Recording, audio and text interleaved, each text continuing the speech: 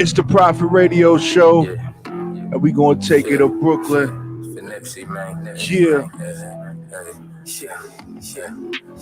Fame Live. Aces, Brooklyn. Hey. We here, y'all. Let's go. Yeah. Catch me through your city, low riding hydraulic, so violent, bouncing alpines, bumping that biggie, ugly face, no smiling, cops profiling. They ain't got no knowledge. Wanna know who the fuck is he? Moving at a low mileage by the college, fuck class, hopping, catch your footing, girl, cause I ain't stopping. We're rolling up the smokes on Murder She Wrote. We rolling like mobsters, even lights can't stop us. Ain't to stand through they binoculars, they follow us. Hearts keep popping up, we too cool and popular. My views more ocular, my mood more opera, dramatic when I'm famous. I don't like the charismatic. Get your cable disconnected. Once the prize, well shit, you been selected. Brooklyn resurrected. Pull up to your illest session, sitting in the killer section. Get digested by my intestines. Send your friend a message. Hey. Yeah, but I'm just cruising down the street in my 6'4". Cruising down the street in my 6'4". Hey, Miss Lee. Cruising down the street in my 6'4". Jacking the bitches, slapping the hoe. Yo, what's going on, my people? You already know who it is. It's your boy Prophet Pete, and you tuned into the Prophet Radio Show, where we talk about everything that deals with money, life, love, and music, man. We always chopping it up with all the dope independent artists out there, even mainstream artists, old school artists, new school artists, up and coming. We do what we do. We help bring real music to the forefront.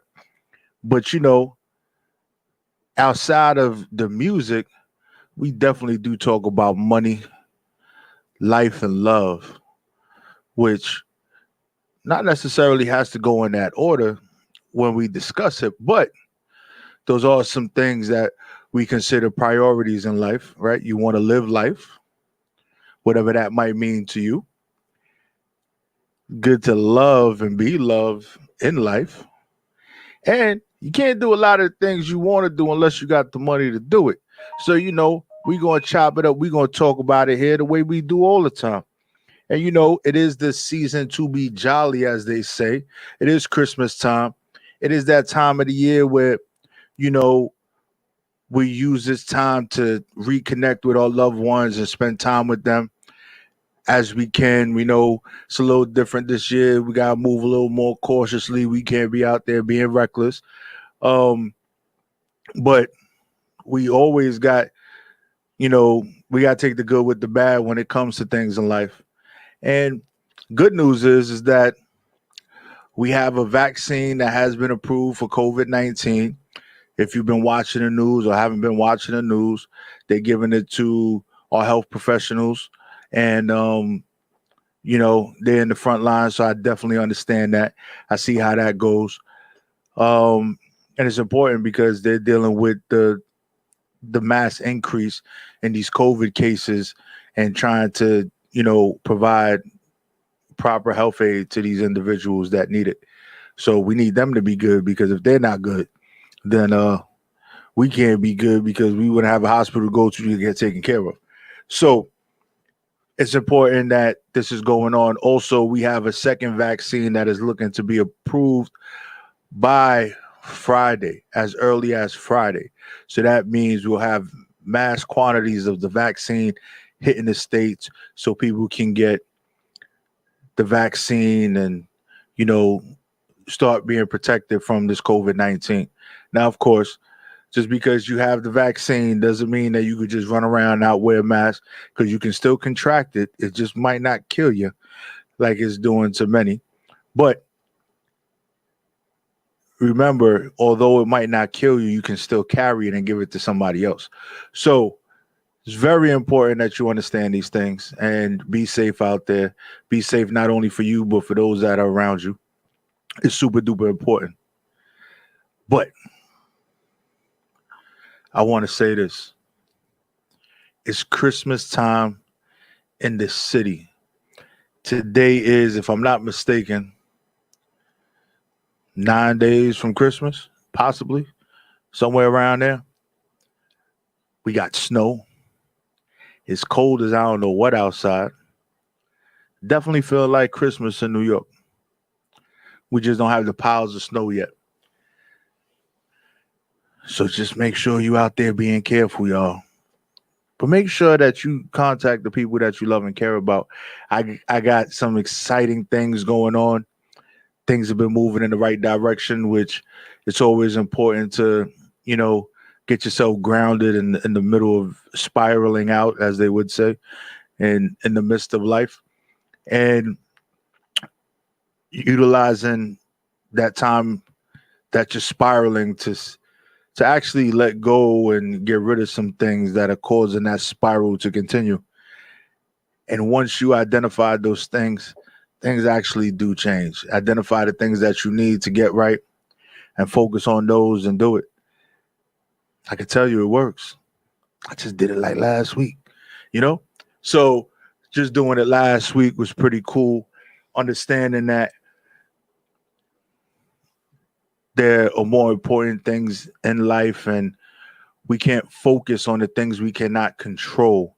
And we tend to do that so much. We want things to be so perfect or to go the right way, or we want things to happen in our time. And what I have realized over time, regardless of how older you get, you still attempt to control things that are really out of your control.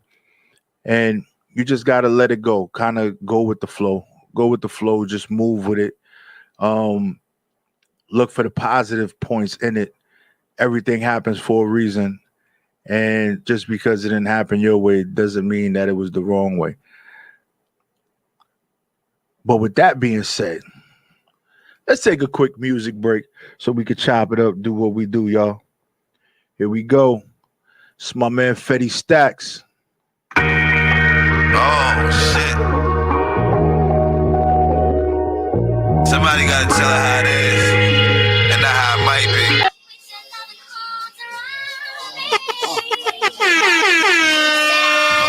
Speedy baby. You're my boo thing, girl, we've been through things. About to tears groove up with your mood swings. But I can't get mad cause I love you. What I'm trying to say, girl, you're my everything. You're my boo thing, girl, we've been through things. About to tear this groove up with your mood swings. But I can't get mad cause I love you. What I'm trying to say, girl, you're my everything. You're the best thing that happened since our son's birth. Can't find nobody better on this planet Earth. Yeah. Get mad, but the makeup sex is great. You're my everything, you're my soulmate. Face to face, you're the queen, you deserve the smile. I'm talking red rubies encrusted in your crown. So just dance with me, cause you're my everything. It's gonna be dark nights and a whole lot of pain. You're my everything. You're my everything, yeah. I'm telling you. You're my boo thing, girl, we've been through things. About to say I groove up with your mood swings. But I can't get mad cause I love you. What I'm trying to say, girl, you're my everything. The way you look at me when we laid up. When I was sick, you held the kids down and stayed tough. Those were the days and these were the times. You complete my little mama, forever you shine. You can get whatever, whenever, for whatever the price. Just stay humble with the days and we'll cuddle at night. We just need to stop the beef, the fuss and the fights. But when the matching hearts clash, kinda hard to unite. I'ma keep you warm with the furs and cold with the ice. I can take you up in the air, but you afraid of heights. I'ma have you comfortable living down on the ground. Stare at the stars, eliminate all of the frowns. Face to face, you the queen, you deserve the smile. I'm talking red rubies and clustered in your crown. Just dance with me, cause you my everything. Gonna be dark nights and a whole lot of pain. You're my everything. Yeah. It's your boy, Prophet Pete. And we here, y'all. You're my boo thing, girl, we've been through things. About to tear the groove up with your mood swings. But I can't get mad cause I love you. What I'm trying to say, girl, you're My everything. You're my boo thing, girl, you've been through things. About to tear the groove up with your mood swings. But I can't get mad. Yeah, that was my man Freddie Stacks with You're My Everything, man. And I just want to say this. One thing we got to realize is that when we have that special someone in our lives, regardless of how much we're attempting to protect ourselves and our feelings, we can't assume that that person knows how much they mean to us. So we got to let them know. We got to say it. And I think one thing about loving someone and being in a relationship with someone is putting your feelings and yourself out there, being vulnerable, because that should be the person that you're the most vulnerable with. If you're sitting there and you're guarded and you're afraid of what might happen, you tend to act on things that you might think will happen, as if you say you love them and they don't love you, then you end up going to separate ways, not realizing that they just don't know how to tell you they love you in a certain way. It might be a lot of deep rooted things. And one thing I've learned, just over the past couple of days, I think, or just was able to revisit these things, was that, a lot of who we are today comes from the way we were raised. And even the way we were raised is even more deep rooted than that, where our ancestors, our great grandmothers, our great great grandparents, our great great great great grandparents have been through some things. So in order for them to survive, they they started to move a certain way and teach their kids, in order not to be affected by this, you got to move in a certain way. Now, just because you were taught these things by your parents or your family members doesn't necessarily mean it's the right way to move. It's a way to move. And of course, in our community, we tend not to seek outside help. So what we learn at home tends to be gospel. Anything outside of that is just foreign or just wrong. And I'm saying that because there's a lot of things that in the last few days helped me understand who I am as a person and why I endured or witnessed or was taught certain things in my youth growing up. And it's important to connect and know where you came from so you kind of understand where you're going. So it's just a beautiful thing to be able to identify those things. It's great. I'm in a great space. Got a wonderful lady in my life. I got things moving. My kids, although pain in the butts, they all good. You know, it's a wonderful thing, blessed in so many ways. And I got to thank the Lord for that, for real, because without him, this wouldn't be possible. And understanding I'm not the one that controls what goes on also helps me get by every day, because although we may have a plan, he's the one who dictates when and how certain things happen. So I just say every day you wake up is a chance to make today better than yesterday. You have an opportunity to change what you have been taught, what you have learned, and what you have done. Move in the way of excellence. And when I say excellence, it's in the way of bettering yourself to become the best version of yourself. All those things that bother you or weigh on you, every day you wake up, you're given the opportunity to change that. Do that for yourself. Remember, if you're not happy, you can't make anyone else happy. So if you're one of those miserable people, guess what? Every relationship you're in, may it be a friendship, may it be a romantic relationship, may it be even with your children or your family members, everything will always go wrong because you are destroying yourself on the inside with your misery. And it's hard to show love in the midst of misery. So just make sure you do the right thing for yourself. And it's real easy. Take the time out every day to consciously make an effort. Make an effort. Hold yourself accountable to make yourself happy and be happy. and be truthful to yourself with the things that you want in your life. Whatever it may be truthful with it.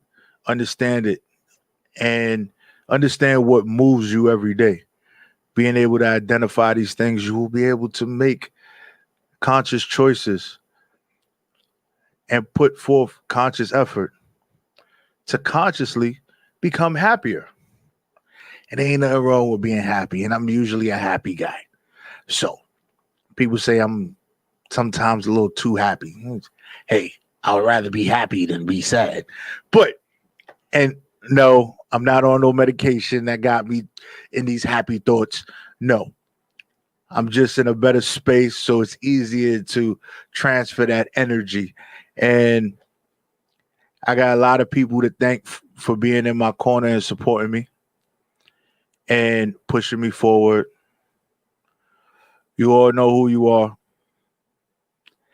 And we talk about things all the time, and I know I sit there and I thank you in ways and all that for being there for me, because it wasn't an easy road. But I see the light at the end of the tunnel, shining bright for real, like the light in my face right now. Definitely shining bright. So what we're going to do is we're going to get into a little more music.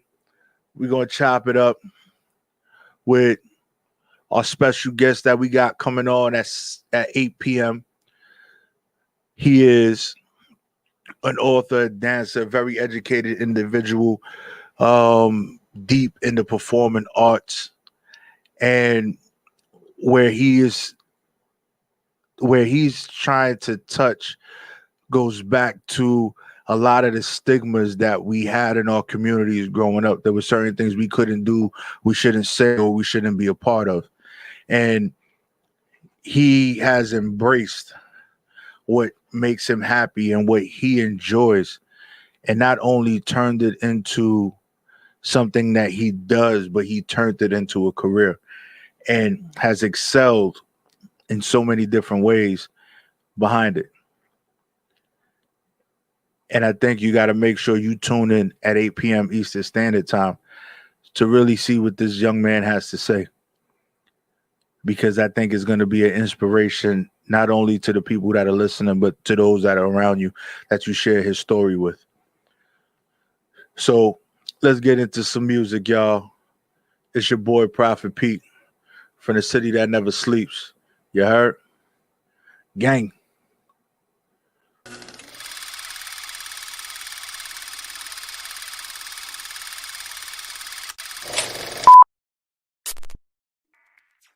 Yo, sweet telling.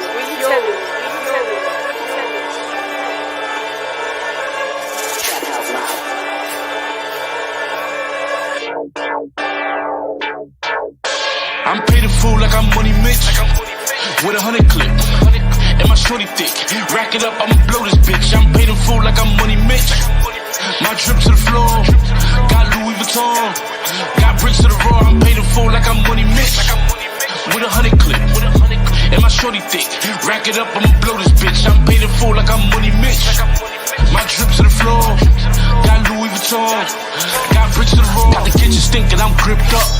Whipping up patty now. I'm in Folly Town.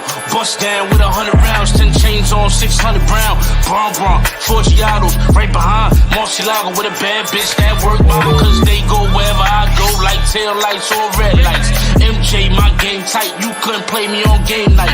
Get fly with me, I'm a trip. Islander, keep ice and sticks. Restaurant, stir bar and chips. Try got the mag for real clips. Y'all better act like this 40 Mac won't hold you up. Swiss cheese. I let the 40 clap, let your shorty clap. What you see this nigga Rich Freeze. Ain't no contest when I digest. I'm shitting on your bitch, please. You don't need a test to see we the best. No Cali, hold we push these. I'm paid in full like I'm Money Mitch, with 100 clip, and my shorty thick. Rack it up, I'ma blow this bitch. I'm paid in full like I'm Money Mitch. My drip to the floor, got Louis Vuitton, got bricks to the raw. I'm paid in full like I'm Money Mitch, with 100 clip, and my shorty thick. Rack it up, I'ma blow this bitch. I'm paid in full like I'm Money Mitch. My drip to the floor, got Louis Vuitton, got bricks to the raw. Hotel bed counting hundreds. Bad little bitch on her stomach. Her bitch with a bitch and I dub it. I leave it to the bros and they fuck it. Don't talk on the phone or in public. My time ain't mine and they flooded. Boosie wipe me down, I'm so clean. I'm an outcast, you know the routine. 145 by Robin, blue jeans, stars on the roof, you know I'm so mean. Double parked in front of the lab. Mike Jack, I'm strapped, I'm bad. Big bag, all blues, all cash. My slime get work like that. Got a G for every bump in your face, bare face, take best off the interstate. Get money like a money Mitch. Get money like a money Mitch. Get money like a money Mitch. Get money like a money Mitch. Get money like a money Mitch. Get money like a money Mitch. Get money like a money Mitch. Get money like a money Mitch. I play the fool like I'm money Mitch. With 100 clip. And my shorty thick. Rack it up, I'ma blow this bitch. I'm paid the fool like I'm money Mitch. My drip to the floor. Got Louis Vuitton. Got bricks to the roar. I'm paid the fool like I'm money Mitch. With 100 clip. And my shorty thick. Rack it up, I'ma blow this bitch. I'm paid the fool like I'm money Mitch. My drip to the floor. Got Louis Vuitton. Got bricks to the roar. Yo, we tell it.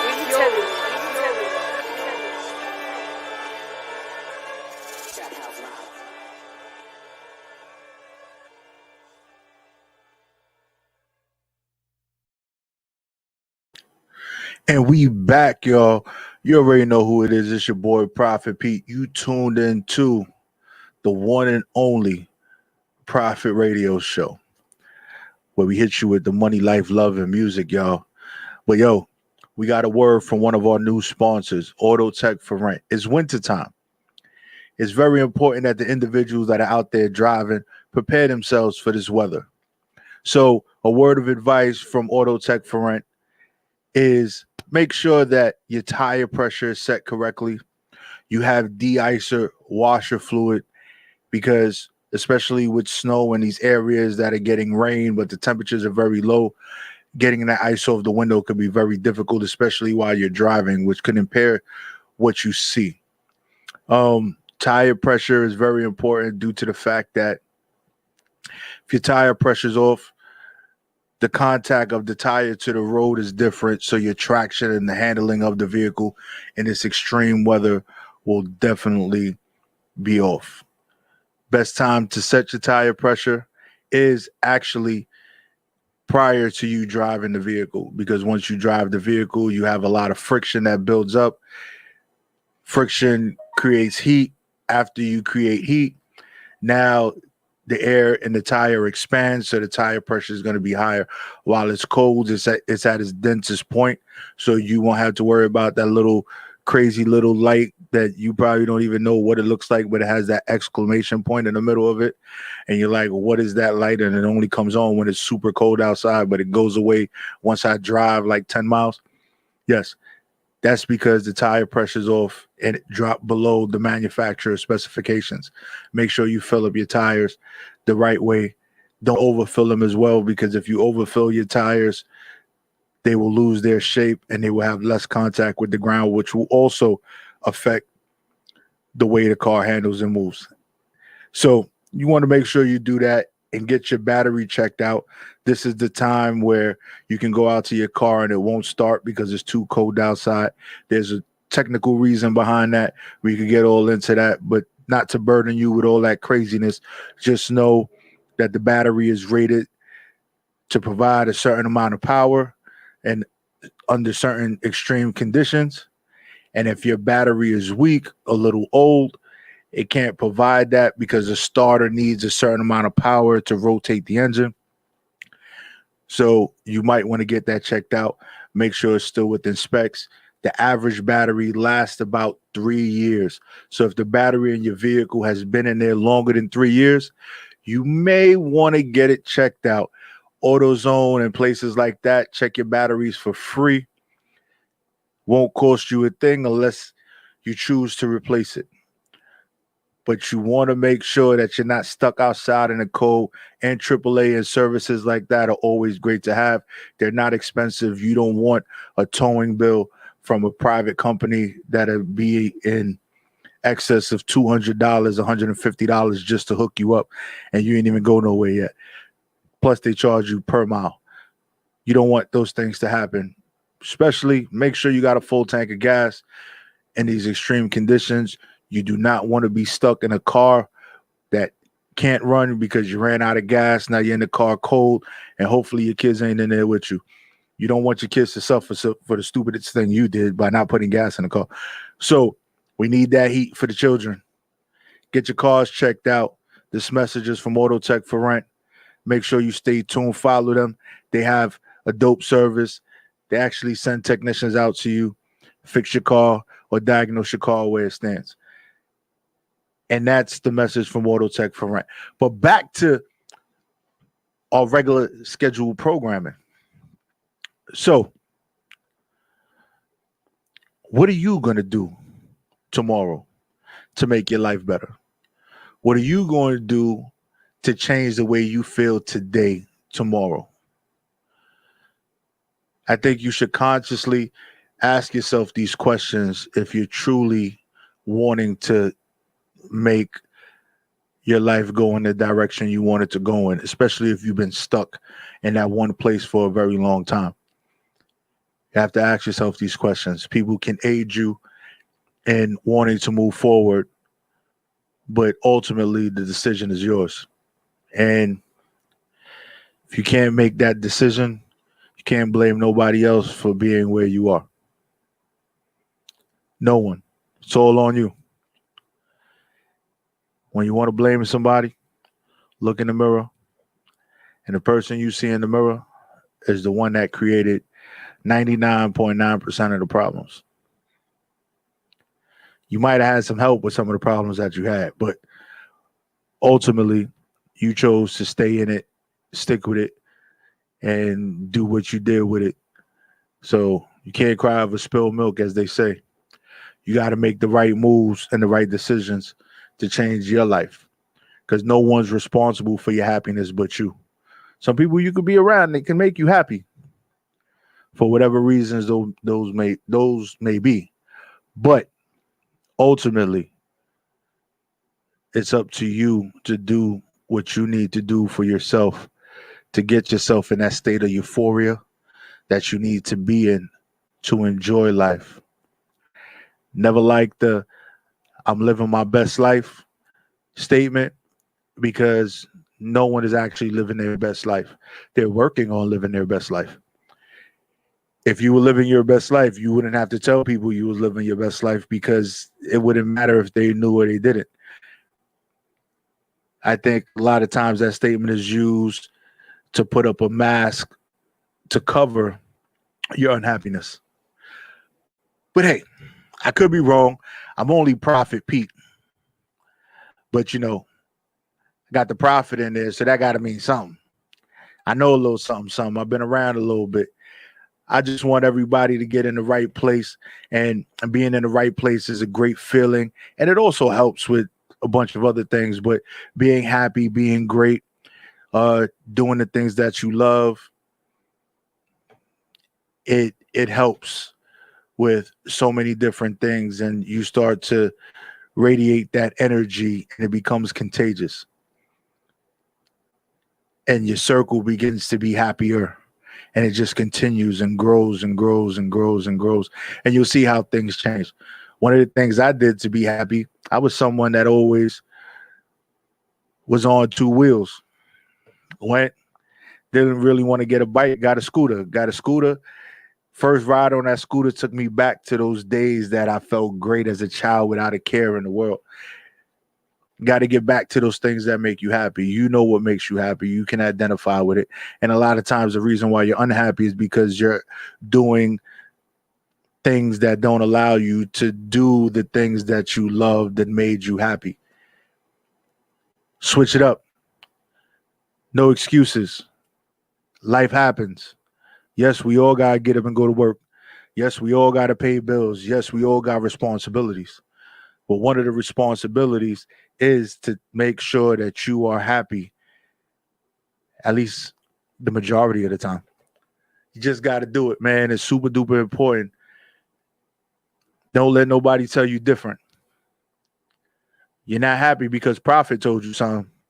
You happy because it was something that you didn't want to hear that you probably really needed to hear, and you mad because you heard it before and you didn't want to listen.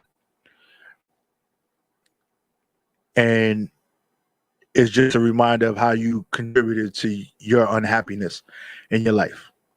This is the season to be jolly, like I said before, my people. Get up, do your thing, learn to let go. If you continue to hold on to the past, your hands are too occupied to grasp what is happening in the future. You will miss out on opportunities, happiness, and love, and just greatness because you're holding on to what has happened before. Let it go. I know someone that hasn't been able to let go of something that happened in their childhood and ended up being disconnected from so many different things in their life that it has affected them to a point where they don't even know how to change because what they held on to molded them into the person that they are, and they did for so long. They think that there's no way out of it, but there is. Choose to do something different. Say, I'm not doing this no more. Reconnect, make a phone call, accept that apology for whatever happened, or even give that apology because you played a part in it too. It's one of those things that your actions can cause a lot of people in your life to miss out on things that they may deem to be important. It's super important to make sure that you guys actually just learn to let go, learn to love, and learn to live. Remember, we were born into greatness. We are kings and queens. Our kids are princesses and princes. We should move accordingly. And that's all I gotta say. I think I'm preaching a lot. I'm saying some things. You might have to hit replay just to get what's going on here today. But I'm in that space. So I just think that it's important that you guys get in that space too. So we got our special guest here. I see him, but I don't see him. Jamal Josef is in the building. I know he's here. I'm going to bring him in, see if he can hear me, if we could chop it up. My brother, can you hear me? Yeah, I definitely can. Can you hear me?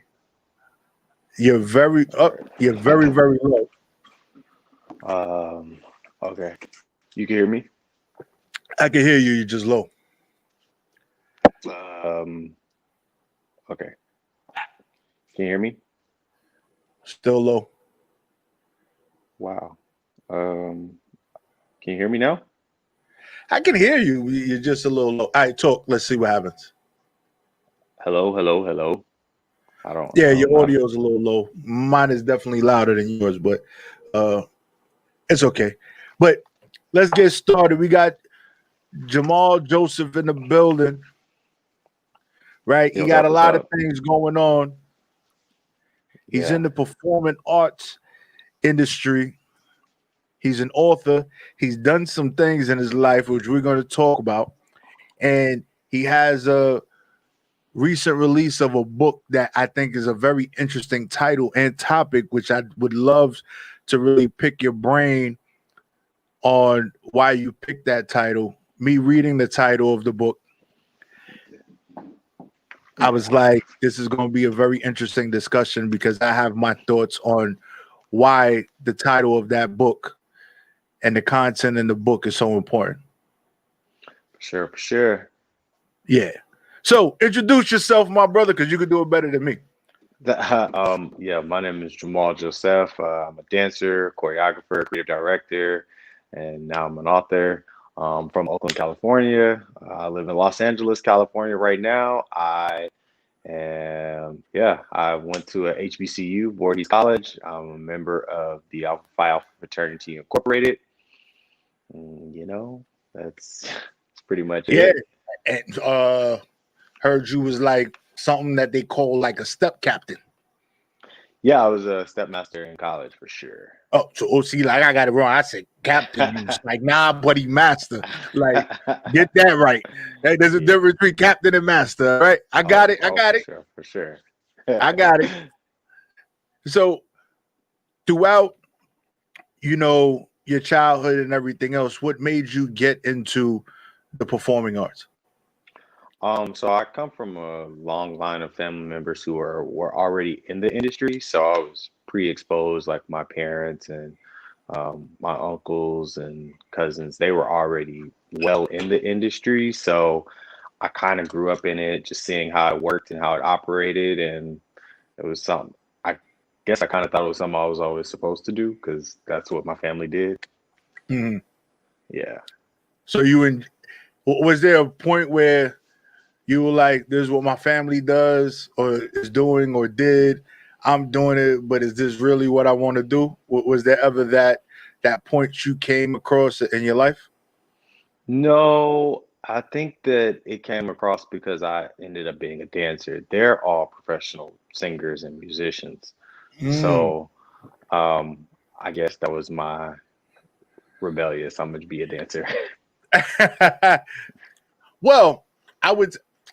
I can see how they might take it that way, but me looking at it as from the entertainment aspect, there are a lot of words and songs that dancers could create Yeah, with their movements. yeah, for sure. For sure. So I mean, now they get it. You know, they still do their thing. I do mine, and sometimes we get to work together, and sometimes get to just be there and support. Mm. Yeah, I bet that gotta be a fun family gathering where everybody just want to just showcase their talents. It's kind of weird because that is the opposite of what happens. Really? Yeah, I mean, it happens, but when it does, it's very organic. You know, like my dad might get on the piano and everybody will just start singing, and of course, like we can all harmonize and stuff, but it's not necessarily like a talent show. It's more like weird stuff that happened on the Cosby Show, like that. Like something like, oh, so you got the Cosby vibe going on in California. Yeah, yeah, yeah, pretty much, pretty much. And from what I've read, you've traveled throughout your career to different Yeah, areas. yeah, for sure. I was born and raised in Oakland, and then I went to high school in Dallas. My dad was, when he left the music industry, he became pastor of worship at a church in Dallas. And then I went to college in South Carolina, then I moved to Atlanta, then I moved to New York, and then I moved to LA. Mm. Now, any particular reason why you went to Atlanta and New York? Well, I had always wanted to go to New York.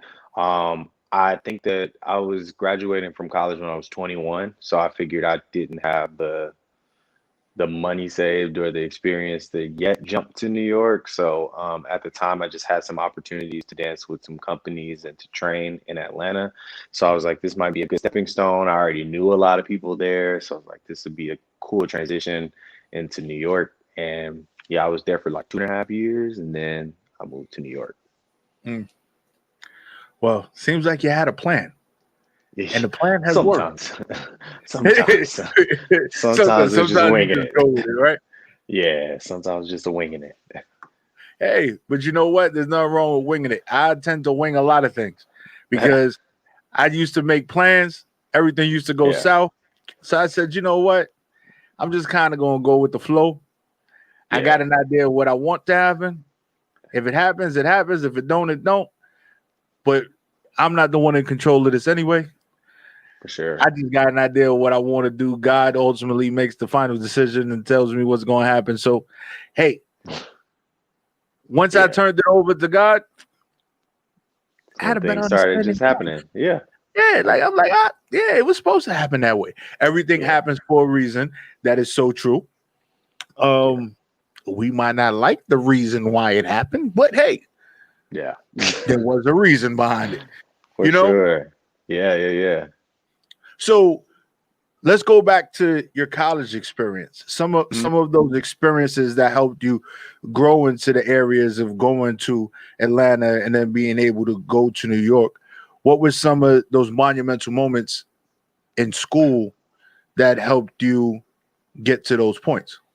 Well, my freshman year, I was I was captain of the dance team, and then I was also president and section leader in choir, but I also was over the model troupe.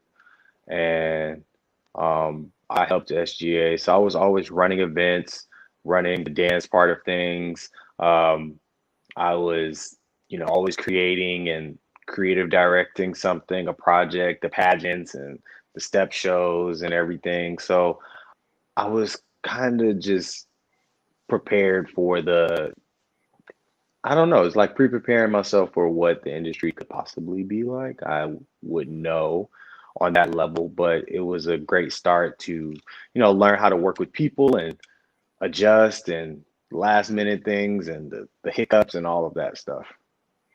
Yeah. Well, I can say, especially in entertainment, there's always hiccups. Is For what you do sure. with the hiccups that's important. For real, You for know, real. Yeah.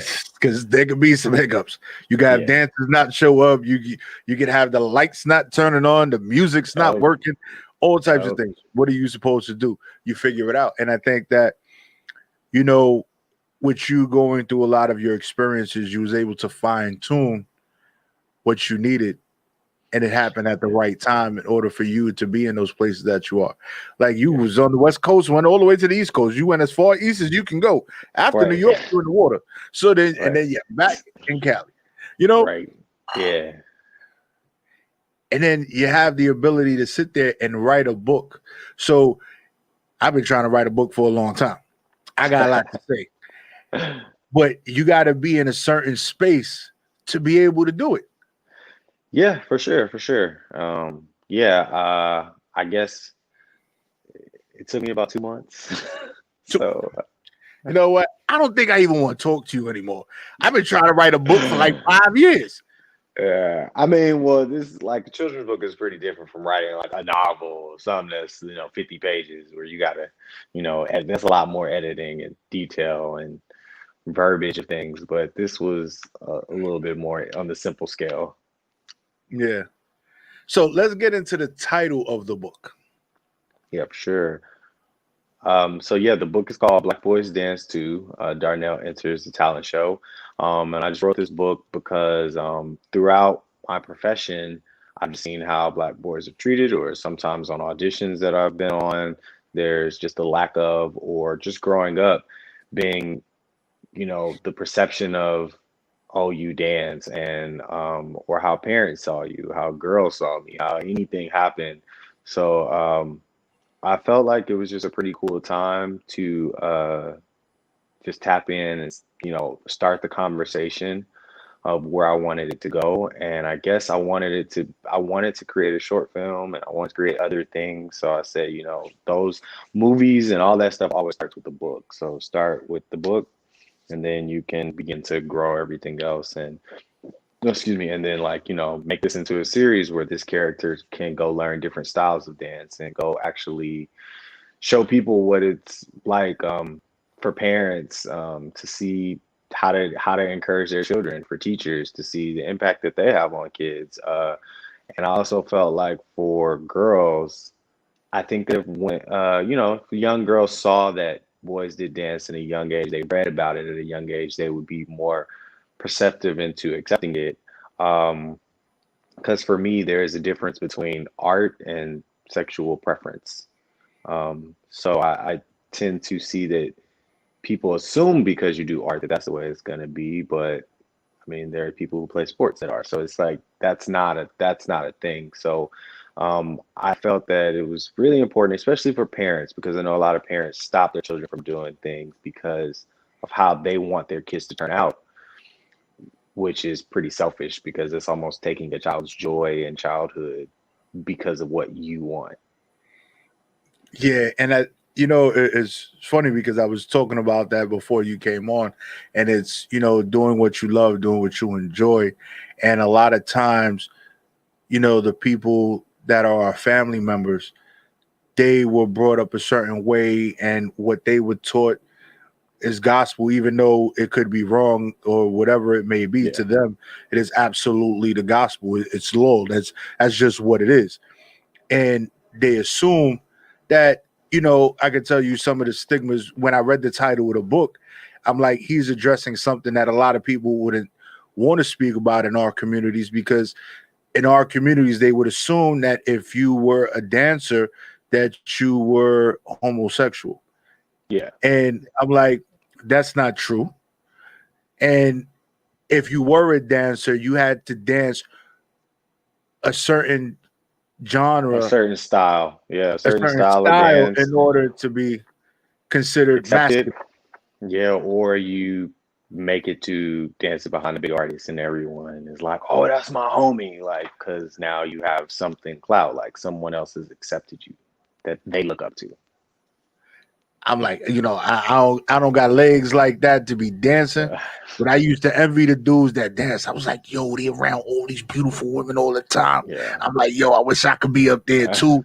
And they just doing all types of crazy stuff, And growing up where I grew up, everything was, the hip hop type Yeah. style of dancing. And it was break dancing and whatever the heck else Yeah. they was doing. Pop locking and Yeah. whatever, right? That was I think one of the most masculine ones I've ever saw was like crunking. That I was like, Crunking, yeah. yeah, I'm like, Yeah. how do you look so mad all the time? Like just do the whole thing, and you Yeah. can't smile. It's just all the time. So Yeah. I don't know, but it became very cool. But it's funny how there's a double standard where, depending on the style of dancing, a woman Yeah, can depend. still Yeah. be considered feminine, and if a man did a different style, it would be considered non-masculine. Yeah. But I think that those are those stigmas that are very old stigmas that Yeah. we need to let go of, and not being able to let go of those things will continue to create a lot of the problems that we have in our youth today. Yeah. For sure. For sure. So what is some Yeah. of the What's up? styles that you dance in? So stepping, of course, because I'm in a fraternity and stuff. Ballet is another style, jazz. I've recently just started to get into tap. Of course, I do hip hop, street jazz, um, which is different from jazz. Um, I've gotten into some ballroom styles and different things, but modern. So those are mostly the styles that I use on jobs if I'm choreographing for someone. Hmm. That's normally what I use. So no ballet, No, I do ballet. and huh? I said I do ballet. Oh, you do ballet. Oh, okay, okay. Yeah, I missed that yeah. one. I didn't No, hear no, no, ballet, yeah. so I was like, Yeah. no ballet. No, yeah, I Um, definitely do. ballet is cool. Like It's ballet is hard. one That's of those. probably the hardest styles that I've ever tapped into. It hurts the most, actually. I seen like movies about ballet dancers and the bloody feet and all that. I'm like, yo, that's Yeah. crazy. Like, y'all really into this? Um, Yeah.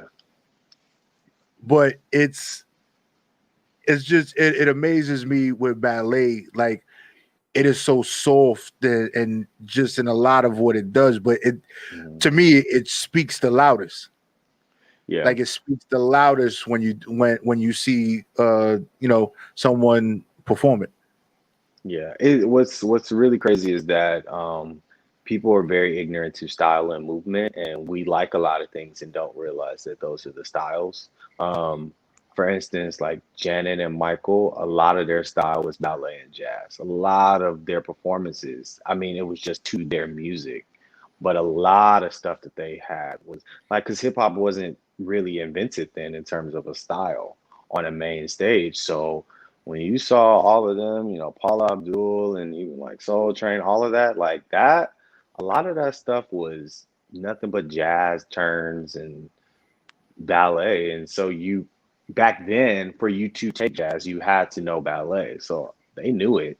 Um, it just wasn't something that was spoke about. So I always laugh when I hear people say, "Oh no, I was like, well, they knew it. Like that's what you guys are doing. You've been liking it for years. You don't like to see the styles solo, stylistically. Hmm. So So I got a question for you. Maybe you can answer this. yeah, what's up? The moonwalk. What style of dance did that come from? That's gliding. That's just, somebody who learned how to glide really Oh, well. okay. Yeah. So nothing specific. It like Yeah. wasn't ballet, contemporary, or anything like that. No, All right, just checking. I just they're wanted just to see if gliding. you was into any of those styles. You never know. Be like, I can't Right. moonwalk. I try to moonwalk. Just Listen, don't. It's yeah. me stepping backwards. That's what it looks like. I'm not that my feet don't glide. It's nothing. So that's just me. That's the way it works. For real, for real. So with this book, Mhm. you are taking the time out to bring awareness to the youth that it's okay Yeah. to Yeah. I actually, when I got done this year, I was choreographing for America's Got Talent, and um, there was a lot of kids on there. There were boys who wanted to dance, but their parents just were like, "You can do it, but just not on television. Like, you can't do it with this. Or you can't do that. You can't wear that." And so, um, I just want them to be like, it is okay. And just because you are learning from a woman doesn't mean that you cannot make the movement masculine, like how you present it. You're Mhm. just learning from a woman. And I think that that becomes a skill. Um, I remember having to learn that, and I would take certain classes and I had to like start opening my mind. Even I took a voguing class and I was like, no, because I always think it's like super feminine and like, it's just the stereotype that Vogue has. But then I saw that there was a masculine way of voguing, which is where they got tutting from, which is, really clean lines and stuff Mhm. that hip hop took on. When you see a lot of people do like making the origami shapes and stuff with their hand, that came from voguing. So it's knowing these origins and the gatekeepers and who's doing what and how they came up with it that makes it very important for you to grow. And also, that's like saying that, Whitney Houston didn't sing opera or she didn't sing jazz or blues music because all you heard was pop. It doesn't mean that they didn't train in those things, because to be an artist is to be versatile and knowledgeable of these styles in case you ever need it. And that is so true. And it there's a lot of artists out there that don't believe in that and they stick to this one sound. They don't look into other art forms or even want to learn from them. Yeah. And trust and believe opera singers can hold the note. Whitney They Houston. actually have better runs than most people actually do. Right. Like you be like Yeah. opera, like I've Yeah. never been to opera in person, but Yeah. I've listened to opera music and it has given me chills, which Yeah. would take me back where you mentioned Whitney Houston, where her run would be just as powerful and just as long, and I would get the same chill and emotion from it. Yeah. And she had to train in something besides just regular R&B or Yeah. whatever it was, or just pop. There's actually a video of her online doing opera. It's her, Sting, Pavarotti, and I think it was Elton John. They were all singing opera. Okay. It's pretty cool. Now, do you have your book handy with you? Yeah, I do. It is right here. Right. Want to show the people the cover of the book. Yes. All right. So it's black. Yep. I think, yeah, this is the real one. I was like, I have a coloring book as well. So, but yeah, Okay. Now, there's a book. in the book, what do you think is inside of the book? What do you think is one of the most powerfulest parts of that book that you think will touch the people out there the most? I think there's two parts. One is when he is talking to his parents and he's trying to figure out why isn't he having a good time at school, and his parents tell him to just be exactly who you were created to be, and they say, we love you and we're going to support you no matter, your style and whatever you choose to do for a career. And then the other is when he meets the two other guys that are dancing with him and they decide to be in the talent show with him to participate and compete. um, in your natural story, it would be he did it by himself and he won, and now everybody's like, oh my god, like that's so cool. So in the part two, now everybody wants to do it. But I think it was really powerful that there were people who were going through the same thing as him, and they, they're in kindergarten, just saying like, I'm gonna go on the journey with you because I'm being outcasted as well. So I thought that was pretty powerful. And although it is a children's book, Mhm. that storyline can resonate with adults just the same, because Yeah, we go through that of being outcasted, wanting to do what we want to do, but society says we need to do it differently. And then we find people that we tend to gravitate to people that are in a way going through the same thing, and they yeah, help us along to accomplish those things that we want to. And it's always a great way to start, spreading a message is through the children. yeah. They're a little more receptive. They're a lot less tainted. Um, they, Right. they're still learning, so it's like, Yeah, hey, this is a good idea. Hey, you know what? yeah, Maybe I should try that. Then they go yeah, home and then they try and tell their parents about it, and yeah, it coming from the child is a little different than yeah, another adult telling an adult. It's like, what I need to listen yeah. to you for? What do you know? You know. Right, right. So I think it's a great approach. I Yeah, think yeah, it's a great approach, and I think that most of the time things that would touch on messages like this mhm, doesn't come from our people, our yeah, black and brown people. It doesn't come from us. There's so many things that I'm not going to talk about that because people are going to look at me funny, and why do I need to yeah, talk about it? They should just know. yeah, And it's no, nobody is born knowing everything. We're actually born knowing nothing. We got to learn to breathe and all that stuff when we come out, right? yeah. We get You're right. smacked on the butt, we start screaming, and then we like, oh snap. If Yeah, I keep doing this, I don't feel so bad, so yeah, there's for sure. things that we don't know, and assuming that just because we're around certain people, we're supposed to know certain things and things like that, we need to get rid of that. um on the other spectrum of things, we have other cultures that openly put things out. Things Yeah, are readily acceptable and things like that. And if we look at, the dynamics in the differences of culture, there are a lot more successful, happier people in those cultures than there are in ours, yeah, because we're told we can't do it. We're not even going to talk about it. There's nothing to talk about. This is what it is. Just go with it. Stop going against the grain. And I always get in trouble. I'm always going against the grain. I'm yeah. a glutton for punishment. I'm like, you said go that way. I'm gonna go this way first. Oh, Then I well, might and come what's back really, that way. You know? yeah, and what's really crazy is that it's really just based on style because dancing is something that's heavy in the black community. That's all we do at cookouts. That's all we do, everywhere. When you watch Old Train Award, there was just as many guys up there, dancing and stuff. So it's just as prominent. It's just I don't want you to do that style and or Yeah. these styles to be something. And I remember people had a big issue like, oh bro, you dance like they said whatever.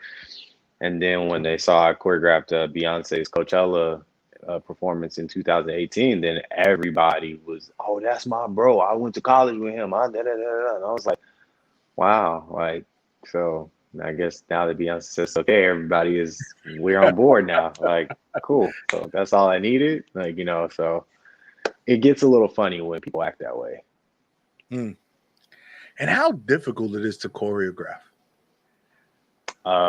It depends on the person. It's kind of easy for me. I'm not gonna say the hardest part is to create new movement outside of things because you'll have your go-to in terms of stylistic.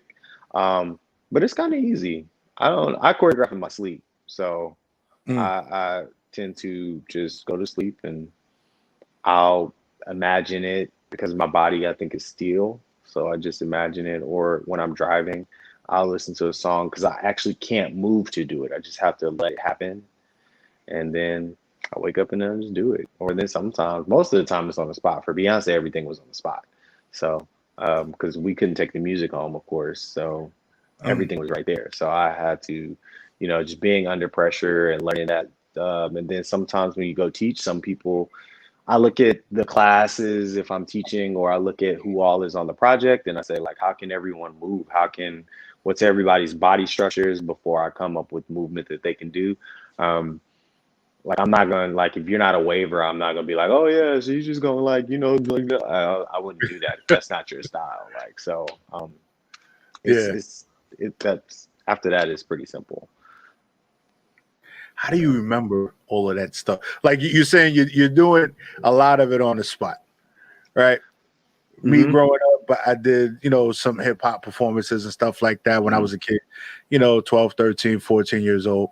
And, it's doing it over and over again so that you learn it and then you get it together. You're still probably going to mess up, but Yeah. it's all right. But you're choreographing all of this in your head on the Hmm. fly. And then somehow you're able to choreograph maybe 5, 10, 15, 30 minutes worth of movement from a I'm thought that you had, and somehow you remembered it. all right. So I'm gonna make this a tricky question. It's something that people don't ever think about really.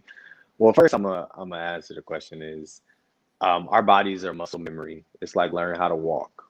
We get up and then we know how to walk, we know how to run, we know how to go backwards, we know how to go sideways. So a lot of it is just the more that you put it, the repetition in your body, then so if I'm in a rehearsal and I do this 30 times, I'm bound to remember it because I just keep doing it. So I tell people, think of it like music. How many songs do you think you really know? Like if I just played your iTunes playlist, you could probably sing every song word for word. It's crazy because you're like, how are all these songs in my memory? You could hear a song from 40 years ago and like not say that you're that old or nothing, but it's just like, way back in the day, I heard this song or something you heard when you were a child. And you was like, how do I still know this song? It's literally the same way because you have heard it, you sang it, you said it to yourself so many times that your body remembers it. So it's the same thing for movement. Only thing is you have to train your body to remember movement, whereas you hear, and that's what allows you to remember music easier. Hmm. Now, have you ever had to choreograph, you know, something where the dancer just was not able to move correctly? Yes, I have. How did how did you deal with that? That just took a lot of teaching, and sometimes like I'll see where the holes are, and I'm like, okay, so instead of doing like, well, I was about to give you some counts, but instead of being like, if I teach what onomatopoeia is, so if I was instead of doing like boom boom boom boom ta ti ti ta like something like that, it would just be like go boom boom ta boom ta, and I would take out something so the movement is a little bit easier and it's cleaner.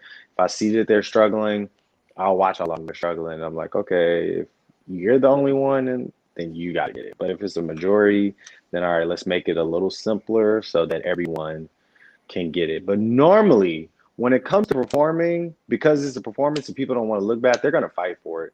Other than that, then I just have to let them go from the job. Oh, how many times have you done that? Like four, Four? not a lot. Yeah, Well, having a lengthy career that you do have, four is not bad. Four is yeah, not bad. Sometimes you just have that apple that don't matter how yeah, many times you bite into it, it still don't taste right. So you yeah, gotta go. Right? yeah. You I just just gotta. know who to ask. I'm like, all right, I know that this style you're going to perform. So Mhm. it's more that's just being smart. So I don't waste my time. Well, hey, look, knowing who you're gonna be working with is always good. No surprises and all that. But I got a question for you. I'm gonna tell you, you really don't need to answer it if you don't want Mm, to. But I'm gonna say that you really should answer it because we might start a dance beef. And okay. dance beef is always cool.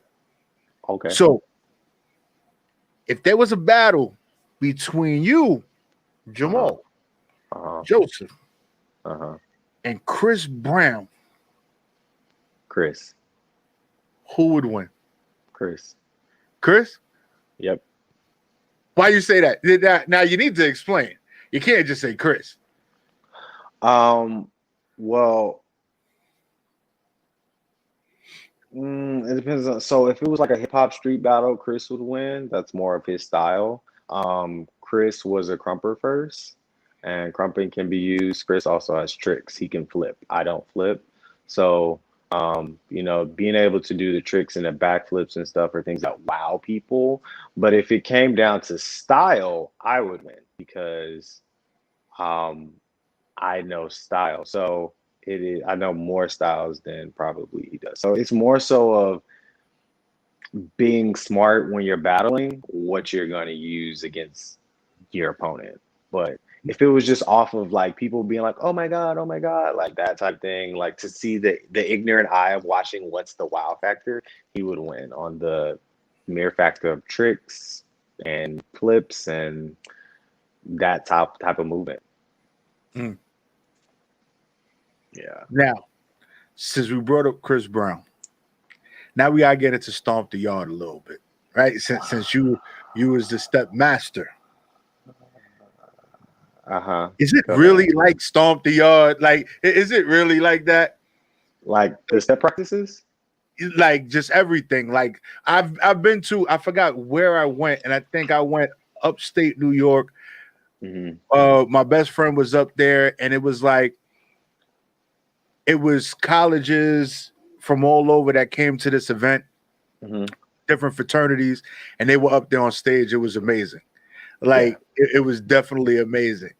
But Hmm. like the practices tend to in the movie, it was like these practices and the moves and them being secretive and them dancing in pools so nobody else sees. Like, is it really like that serious? Yeah. Yeah. They had a I don't know. I was probably about that bad when in rehearsals. I don't know. I wasn't the easiest step Mm, master, I will say. Like there was punishments for making mistakes, yes. So mm. I yeah, I was but I never lost the show, so that was the thing. Well, hey, and there was a reason for, Yeah, I for was things going down the way that they like went yeah, it was like so you'll love it in the end because you had a trophy and that money. down. So now we're going to go back to the book. We Uh-huh. have this book. It's addressing something that needs to be addressed. Hmm. Now, I know that this is not going to be the one and only. No, no, no, for sure. It's not. So, what do you have coming next to follow up? Well, I've been really working on this balance of this book, because I don't want to, in the Black community, especially, we tend to box people in terms of what they do, um, in terms of their main profession. Like even now, as I go choreograph jobs, people forget that I'm a dancer because I'm choreographing. And Well, wouldn't you need to be a dancer in order to choreograph? no, there are some people who don't. But I mean, yes, you No, do. Yes, you do. You do. But there are some people who are better you don't got to be a choreographers than they good are dancer to dancers. Yeah, choreograph. yeah. There, Yeah, there's yeah, that. There's that. that's better Because well I know put. some who I'm like, you're not good, but your choreography is amazing. Um, yeah, I think that people forget that, but it's also like I don't want people to just be like, "Oh, you're an author, you're an author, you're an author," especially because it's children.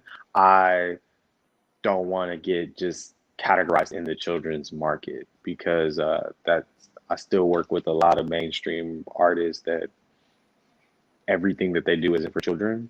So it's just finding that fine balance. Like, do I want to do another book? Yeah, but I'm letting this ride because I'm working on like 10 other projects at this moment. So it's kind of like, you still do it, you promote it, you go speak and you leave this as a part of your platform, but um, those are like that's my job. Yeah, I got it. I get it. Yeah. Now with all the your success and the things that you have done, how does that affect your life in the romance area or relationship area? Mm, I don't know. Maybe since I was in 10th grade, I never wanted to get married, so I never cared. I was like, I don't Uh, want children, none of it. So it wasn't like a big thing for me. It was like, cool, all right. Like, It's like I'm gonna go I don't dance know. away. Yeah, I live in my own world. Like my parents have, tried. I mean, I've dated, and I just feel like, all right, like when you start to get in front of my career, then I you cut you off. So it's that's kind And I of the can way it's always been. and that's understanding what your priorities are, what Yes. makes you happy, Yeah. It's the and Libra in knowing me. that If you this tip is my what balance, it's the right is. Libra. If you Yeah, tip my scale, then I gotta let you go. yeah, that's it. You can't tip the scale. It's see, perfect conversation because everything we're talking about now, I was talking to myself in the audience earlier about it, and it is letting go of things that get in your way, understanding that the past can affect your future, and Yeah, if you're holding on to the past, you can't grab onto your future, and if yeah, this is messing it up, and you're holding right. on to it, you're not going to get here, so you gotta let it go, and Basically, it's great because you're happy. You know what makes you happy. You know what you want. You see what your future is. And if you try to appease other people, there would be a lot of things that you probably would not have successfully done yeah. in your It's lifetime. so yeah, it's so needy. Oof. I'd be like, I just like to get up and go. I'm like, all right, well, I'm out going to travel, going to this state, going to this country, just like, then when you got kids, you gotta pay for extra flights and that's so much work. So I enjoy teaching children because then those are like my mini kids, but I get to send you home with your parents. That's it. You're with me for That's the it. moment. Then I That's call it. somebody to come That's get you. it. You can call me uncle, whatever. Yeah, what up? Like that's like my little child. Like I see you grow up. But I get to send you home with your parents. You get to deal with all the smart mouth and everything else. So, with you working with children and you being in the industry as long as you have you seen one of your younger students develop into a great dancer and start pursuing their career in what they want? Yeah, I actually have. It's a girl. I worked with her when she was 16, 15 or 16. There's Hmm. two of them. So one girl I worked with when she was started when she was 16, I think. And then you know, one day I look up and she's on Broadway and she got an award and she was like one of the lead roles and stuff. And then she moved out here and I actually just hired her for a short film that I choreographed for a film festival. And she's become like a really just amazing dancer. And then there's one that I taught and I was like, oh my God, you're gonna be like bomb. Like you got it now. Like I normally don't call out one person in a class, but I'm like, can everyone just sit and watch her? Like, oh my God, like she's gonna be. And then literally it was like next month she was dancing background for Missy, and then she did like Lil Nas X, and then she just went on and went on, and I was like, dang, like so there have been some that I've taught, and they have really gone on to do some really great things. So I've been very proud. Yeah, I know that got to be an amazing feeling. Yeah, it is. It's It's like wow, like you listened, you learned, cool. yeah, and they're doing things, and you were a big influence in what they did in order for them to get to where they are. You Yeah, know, yeah, for and sure. you have presented a great role model for them. It's Hmm. like I'm not just saying it because I want to say it, and this is Yeah, what you should be doing. I'm actually doing what I'm telling you should be doing. So right. if you want to choreograph Coachella with Beyonce, Mm, then look, you kind of got to do what I'm doing, yeah. and it makes sense. What are some of the other celebrities that you have worked with? I did season one of World of Dance with J-Lo, Neo, Derek Q. I did Lee Daniel thing. I did Pharrell and NERD, their album release for their last album. I danced on that album release. Raphael Sadiq, I just worked with him last year. Regina Hall for BT Awards. I did the opening for that. Jordan Sparks, Kirk Franklin, Tone, uh, Buddy. we did that video, that black on black, that one that Yeah. went really viral. Like that was us that we did that. That was me and my cousin actually, my Wow. cousins. So yeah, then I ended up doing his music video after that, and I don't know. I can't think of everybody. Oh, the Walls Group, Wanda Sykes, Faith Evans. I think that's. I don't know. It's other people, but that's about it. Just a ton of the resume is long. Yeah, yeah, Right. for sure, for sure. So I only the reason why I asked that because I want people to understand that when you do follow your passion and you're dedicated and focused, there are levels of success that you will actually get to if you are that way, if you're disciplined. And some people tend to, sway with what they want to do because they don't want to put in the work. And not putting in the work means that you're not going to reap those great rewards. Yeah, for sure. For sure. and That's a big thing.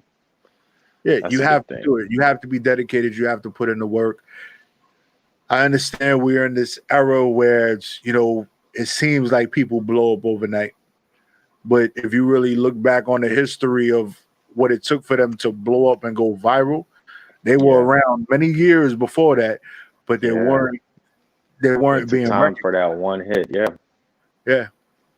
Yeah. And then after they become popular, because they forgot about what it was to put in work, and it was like, oh, this was real easy. Then they disappear. We got a lot of one-hit wonders out there. Yeah, for sure. Because by the time you get there, you're so burnt out. So burnt out. Yeah, no, that's real. That's real. Now, how do you think incorporating when they started to incorporate dance moves and hip hop music, where it was instead of hip hop just being a message driven genre, where it became the songs that they came out with had their own dance to it. Like you had the Superman, you had was the Tootsie Roll for some reason. It was like like the Dougie and all of that, Jerk right. and all of that. Yeah. So I kind of wasn't bothered by it because that's been an old thing. Because their Electric Slide does have their own song, So the Locomotion, like there was songs that's been a redundant thing where they've been telling people what to do and dance, like. Come on, baby, let's do the twist. Like you're doing the twist, like doing the button. Like everything was like, it's been a thing for years. I think that, there's always going to be those songs that makes it feel inclusive for people to have something to do, people who do enjoy dancing and stuff like that. I don't mind it as long as it just doesn't make it on a stage, as in like, don't come to an audition and you think that that's going to be your audition or that's your freestyle. Like that's not your freestyle. So, So you can't do the Dougie in a freestyle. No. Like no. So what are other don'ts? So we need a couple of names. So this way, like, maybe don't floss. Don't like all the new TikToks. Like that's not like like do not like whoa and then all that stuff. Like that's not a freestyle because you can't do that on an actual stage. If I'm asking for tour movement, which is like poses, you can't pose. What you gonna pose like this and then pose like that? Like pose like that. So it's being able to know like what is commercial, what is the style that I'm asking for. If I'm asking for a 90s pose, the whoa wasn't out in the 90s, so you need to know like dance history and what's happening. So yeah, don't do that. Because the moment I see it, I'm kind of like, can you really dance? Or can you just do like all the dances it's like karaoke. Like everybody can do that. Yeah. So what makes you stand out? I never knew that much thought went into like an audition. I know it looks intense. Like if I was to watch, Dancing with the Stars and, other shows like that, like it looks very intense and stuff. But, to be someone auditioning for a part and in a dance move or choreograph or whatever, like just saying I want to see a 90s dance pose. Like I ain't know I had to do homework before I got here. Like I gotta remember some 90s stuff. Like it's Yeah, but like that's the part of knowing the audition before you get there. If you go to an audition that say looking for must come dressed like this, all of that is in the criteria. So if you didn't do that research, like they'll even send you who's choreographing it. So you should be able to go look up their style on YouTube or see something that they've worked on to kind of get familiar with what you're going to be doing.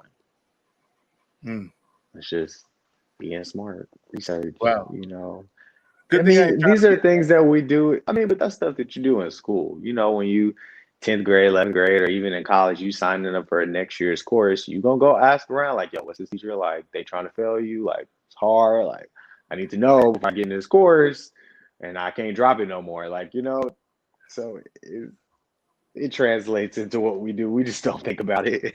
yeah, yeah. I guess what it is great, especially to be able to talk to you and give the black man's perspective on dancing in the industry and how it should be accepted everywhere. Yeah, The style of dance doesn't determine who you are as a person, like no, or what your preference is. yeah, It's this is what you enjoy doing, and if you're an artist, it's important and you want to be successful, learning all these different styles of dance so that you can elevate and get into places that if you pigeonhole yourself and you put yourself in this box that you would never reach. yeah, yeah, for It's sure. so important. Yeah, yeah, that's it. Yeah, look, I know that there's gonna be some more books out there. Yeah, for Definitely gonna sure. start checking out some of your choreographed work. I'm going on Google after this interview, bro. Like that's what's happening. Cause now you was like you can't do the nay nay or none of that. So now I gotta see what you be doing Yeah, to it's a see lot why of they movement. can't do the nay nay, right? So Yeah, we definitely gotta check it out. So before we get up out of here, I want you to tell the people where they can find you on social media, where they can find your work, and also, most importantly, where they can find that book. yes, so you can find everything is Jamal Joseph, JamalJosef. My Instagram is Jamal Joseph. My website is jamaljoseph.com. My Facebook is Jamal Joseph. You can find the book on my website, jamaljoseph.com, or you can find it on Barnes and Noble. You can find it on Amazon, Walmart. It's on Apple Books. It's in all pretty much most media streams. You can just find it, Google it. It'll come up for sure. Um, yeah. And if you want to see any of my choreography, most of it is on my Instagram. Or, I do have some stuff. I think I have my dance reels and stuff. That's on YouTube. You can Google some things I've done on YouTube and stuff. Yeah, he's Googleable, y'all. Being Googleable is important Yeah, for in this sure. day and age. You For know, sure. Yeah, that's a big thing. If they can't find you, they don't they can't know. find you. You don't exist. Yeah, Like basically. they see you standing there, but I Googled you and nothing came up. Yeah, That's the no. first thing they're gonna tell you. I All will right? be the first one that comes up. That's the good thing. Yes.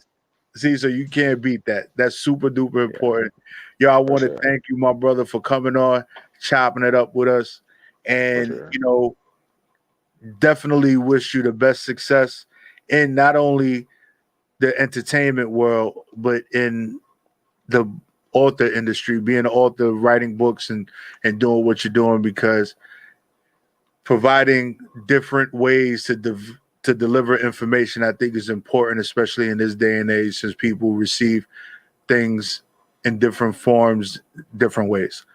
So Yeah. I thank you, my brother. Thank you. Thank you for having me. Yes. Have a good night. All right, man. Yeah, I've got rehearsal right now. I'm about to hop in. Later. Yeah. So you already know, y'all. It's your boy Prophet Pete. We done did it. We had Jamal Joseph. He is a author, choreographer, dance move extraordinaire. Don't do the nay nay when he's out and about, because that ain't gonna go well. And it's just one of those things that You gotta stay true to yourself, believe in you, understand what you want in life. Don't stray from those things. If that's what you love and that's what you want to do, don't let nobody influence you into doing anything different. So yo, I got this joint, but my man YT Hella Kingin, man. It's a new joint, latest release. He was on one of the shows last week. Tune in and let me know what you think.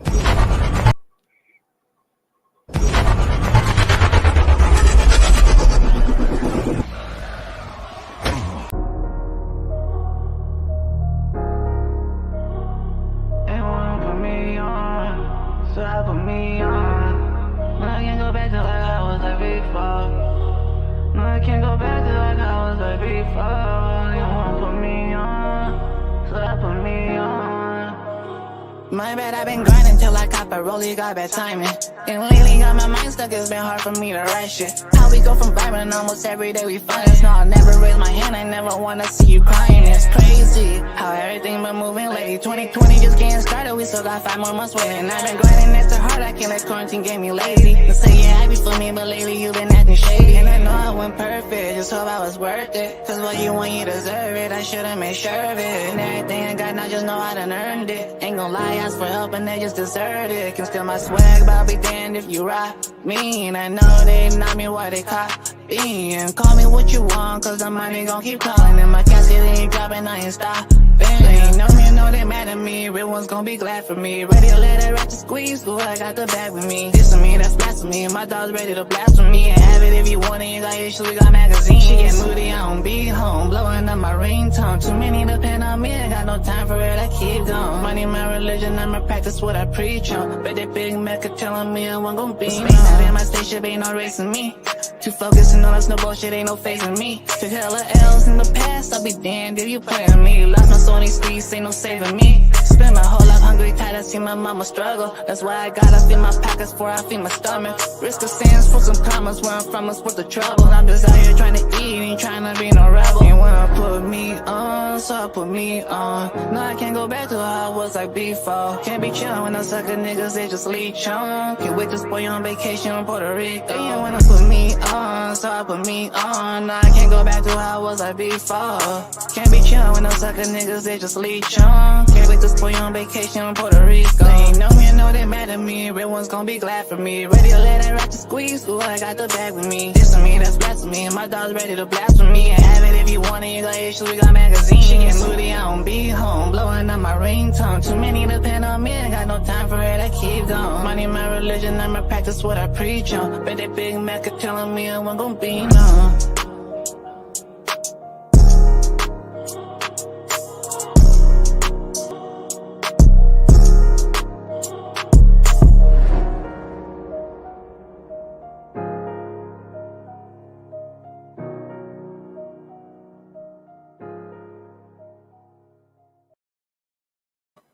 Yeah, and that was my boy YT Hella King in bad time, and y'all, it's just what it is, man. Straight out of Cali, San Jose, doing what he do, man. Definitely a vibe every time we listen to his music, and we get it popping here at the show.